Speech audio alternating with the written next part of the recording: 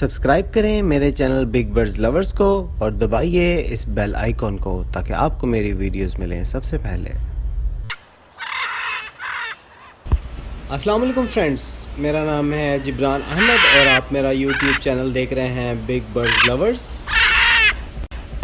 जी friends, तो आज का हमारा टॉपिक जो है वो बजरीगर के बारे में है, जिसको हम ऑस्ट्रेलियन पैरट भी कहते हैं। 95% जो बर्ड के शौकीन हैं जिन्होंने बर्ड का स्टार्ट लिया था तो उन्होंने बजरीगर से ही स्टार्ट लिया था। मैंने भी आज से 15 साल पहले जब बर्ड्स का स्टार्ट किया था तो मैंने बजरीगर से ही स्टार्ट किया था।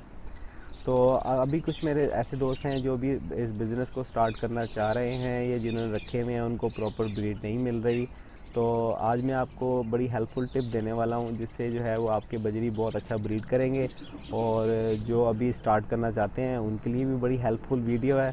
तो सबसे पहले तो मैं आपको बताना चाहूँ कि बजरीज़ में बहुत सारी म्यूटेशंस आती हैं। इसमें जो सबसे लोएस्ट क्लास है वो है ब्लैक आइज़, जिसमें हर कलर का प्राइस सेम ही होती है। आजकल शायद मार्केट में उसका 200-250 का पीस चल रहा है, लेकिन इसमें जो है वो लाख लाख रुपए का पेयर भी होता है। तो मैं आपको जो है रिकमेंड करूँगा कि आप जो है वो ब्लैक आई कम से कम ना लगाएं, क्योंकि अभी वो बहुत पीछे चला गया है। अभी आपने स्टार्ट भी करना है तो एक फैलो बजरीगर होता है, जैसा कि मेरे पास फैलो बजरीगर हैं, आप वीडियो में देख रहे हैं। मैंने इनको 1 बाय 1 लगाया था और इनसे काफ़ी अच्छी ब्रीड ली थी। मेरे पास बड़ी अच्छी इनकी एवरेज आती थी। और अभी जो है मेरे पास क्योंकि कॉलोनी में जगह नहीं है, मैंने लबड़ और कॉकले छोड़े हुए हैं, तो मैंने इनको एक अच्छा केज दिया हुआ है जिसमें ये रेस्ट कर रहे हैं।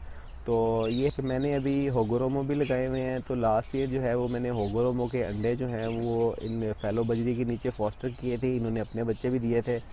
तो आज जो है वो लास्ट ईयर काफ़ी अच्छा सिलसिला रहा था। तो इंशाल्लाह इस साल भी मेरी ये उम्मीद है कि मैं होगोरोमो के पेड़ थोड़े और बढ़ाऊँगा और इसको हर साल, क्योंकि मैं अपने बर्ड्स को अपग्रेड करता रहता हूँ, आपको भी यही मशवरा देता हूँ कि आप भी जो है वो हर साल अपने बर्ड्स को थोड़ा थोड़ा अपग्रेड किया करें। तो चलते हैं बजरी के टॉपिक की तरफ। उसमें मैं आपको बताता चलूँ कि जहाँ पे आपने केज रखना है या कॉलोनी बनानी है या केज बनानी है, वहाँ पे धूप आनी चाहिए और वहाँ पे लोगों का गुजर नहीं होना चाहिए। बजरी घर जो है वो बहुत इजी और फास्ट ब्रीडर है, हर एक के घर में इजीली ब्रीड करता है। जिन लोगों के घर में ब्रीड नहीं कर रहा, जिनको कोई प्रॉब्लम्स हैं, तो वो एक छोटी छोटी मिस्टेक्स होती हैं जिसकी वजह से वो उनकी तरफ ब्रीड नहीं करता। और जिस मिसाल के तौर पर आपने केज ऐसी जगह पे रखा हुआ है जहाँ पे लोगों का बहुत गुजर है, बच्चे उनको तंग करते हैं, तो तभी भी वो ज़रा ब्रीड नहीं करेगा, अपने आप को सेफ़ नहीं फील करेगा।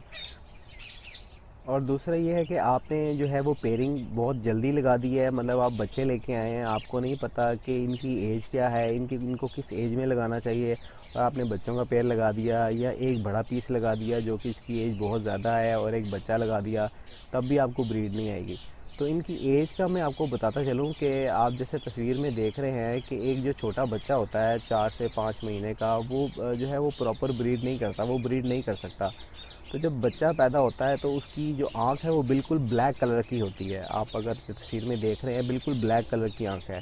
और उसके बाद जो बच्चा 4 से 5 महीने का होता है तो उसकी आँख के गिर्द जो एक सर्कल है वो ग्रे कलर का हो जाता है। तो याद रखिएगा, जब भी आपने बर्ड को ब्रीड पे लगाना है तो आपने उसकी आँख को लाजमी चेक करना है। जब तक वो ग्रे सर्कल वाइट कलर का नहीं हो जाता, मेल फीमेल दोनों का, आपने उनको ब्रीड पे नहीं लगाना।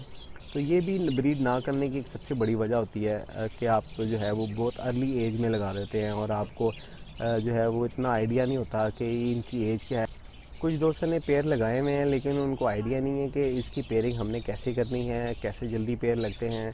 तो मैं उसके लिए भी आपको एक टिप देता चलूँ कि आपने जो है वो मेल फीमेल को एकदम इकट्ठा केज में नहीं छोड़ देना। आपने 2 सेपरेट केज लेने हैं, एक में मेल छोड़ना है, एक फीमेल छोड़ना है। और आप जब देखें कि वो एक दूसरे की चोंचे लड़ा रहे हैं तो तब आपने फ़ीमेल को पकड़ के मेल के केज में छोड़ना है। और अगर आप चाह रहे हैं कि आप अपने बर्ड की ब्रीड कॉलोनी में लें, मतलब 4-5 पेयर या 10 पेयर इकट्ठे कॉलोनी में छोड़ें, तो इसकी एक वीडियो मौजूद है मेरे चैनल पे। ऊपर आई बटन पे लिंक आ रहा है, अगर आप इस पर क्लिक करेंगे तो आपको पता चल जाएगा कि कॉलोनी में किस तरह अच्छी ब्रीड ले सकते हैं। बजरीगर की ब्रीड जो है वो 1 बाय 1 ज़्यादा अच्छी रहती है, उसमें ज़्यादा प्रॉब्लम्स भी नहीं आती, क्योंकि इनकी लड़ाइयाँ भी होती हैं मटकी पे। अगर आप 1 बाय 1 लगाएंगे तो आपको ज़रा बच्चों की एवरेज भी अच्छी मिलेगी और आपको ब्रीड भी अच्छी मिलेगी। लेकिन डिपेंड करता है, अगर आपके पास जगह नहीं है या आपके पास टाइम नहीं है तो आप कॉलोनी में भी लगा सकते हैं। कॉलोनी में जो है वो बजरीगर बड़ा अच्छा ब्रीड करता है, बस सम टाइम ये मसला आता है कि वो जो है वो दूसरी मटकियों में जाके उनके बच्चों को मारना शुरू कर देते हैं, और सम टाइम फ़ीमेल जो है वो अपने बच्चों को खुद भी मार देती है। तो ये प्रॉब्लम से बचने के लिए अगर आप 1 बाय 1 लगाएं और ज़्यादा उनको हीट अप वाली फीड ना डालें, जैसे कि कुछ फार्मूलेज हैं ये आप ना लगाएं, तो उम्मीद करता हूँ कि इंशाल्लाह आपको कोई मसला नहीं आएगा और 1 बाय 1 में आपको बहुत अच्छी ब्रीड मिलेगी। और अगर आप जो है वो फैलो बजरी या रेड आई बजरी अगर आप फॉस्टर पेयर के लिए यूज़ करें तो वो भी बड़े अच्छे हैं। अब जैसे अगर आप थोड़ा अपने आप को अपग्रेड करते हैं, अगर आप होगरों में लगा लेते हैं या कोई एग्जीबिशन का पेयर लगा लेते हैं, वो आपको थोड़ा एक्सपेंसिव तो पड़ेगा। उनकी ब्रीड लेकर आप जो है वो उनके अंडे फॉस्टर कर सकते हैं बजरी के नीचे। फ्रेंड्स, अगर आप बजरीगर की बहुत अच्छी ब्रीड लेना चाहते हैं और आप चाहते हैं कि वो लॉन्ग टर्म आपके साथ चले, तो आप कभी भी जो है वो मार्केट में या किसी के घर से जाके ब्रीडर पेयर कम से कम मत उठाएं। बजरीगर में तो बजरीगर, लव बर्ड और कॉकटेल में हमेशा मैं आपको कहता हूँ कि जो है वो आपने ब्रीडर पेयर कभी नहीं उठाने। आप कोशिश करें कि ऑफ सीज़न में बर्ड ख़रीदें और पट्ठे ख़रीदें जिनकी आंखें बिल्कुल काली हों या कम से कम उनकी आंखों के रिंग के गिर्द ग्रे सर्कल लाजमी हों। आप उनको रखें, उनकी प्रॉपर टेक केयर करें, उनको ब्रीडिंग सीज़न के लिए तैयार करें। इंशाल्लाह 5 से 6 महीने में जो है वो, क्योंकि वो 2-3 महीने के पहले निकले होंगे, टोटल इसको 8 महीने का टाइम आपने मस्त देना है। 8 महीने से पहले आपने बजरीगर को ब्रीड पे नहीं लगाना।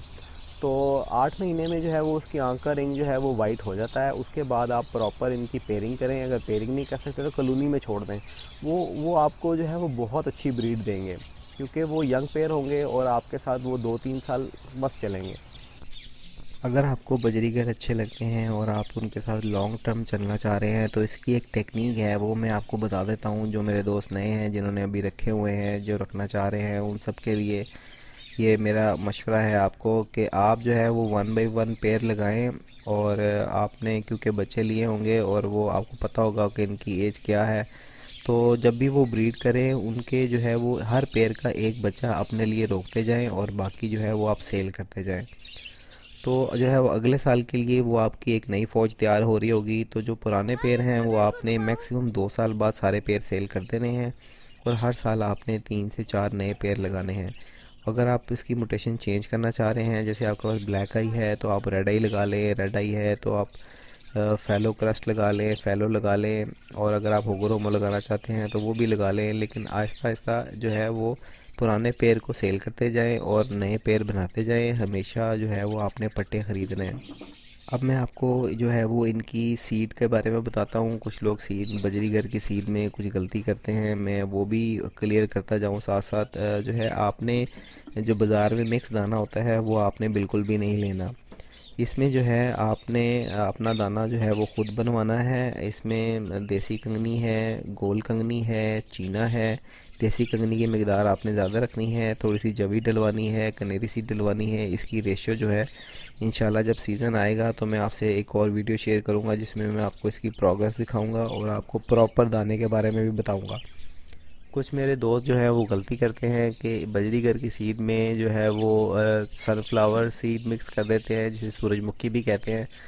तो बजरीगर जो है उसकी फीड तो बजरीगर की सीड में सनफ्लावर आप बिल्कुल भी ना डालें, क्योंकि इससे जो है वो फ़ीमेल की चर्बी हो जाती है बहुत ज़्यादा, क्योंकि ये बहुत फैटी होती है, ऑयली होती है, तो इससे जो है वो फ़ीमेल में फ़ैट बहुत ज़्यादा आ जाता है।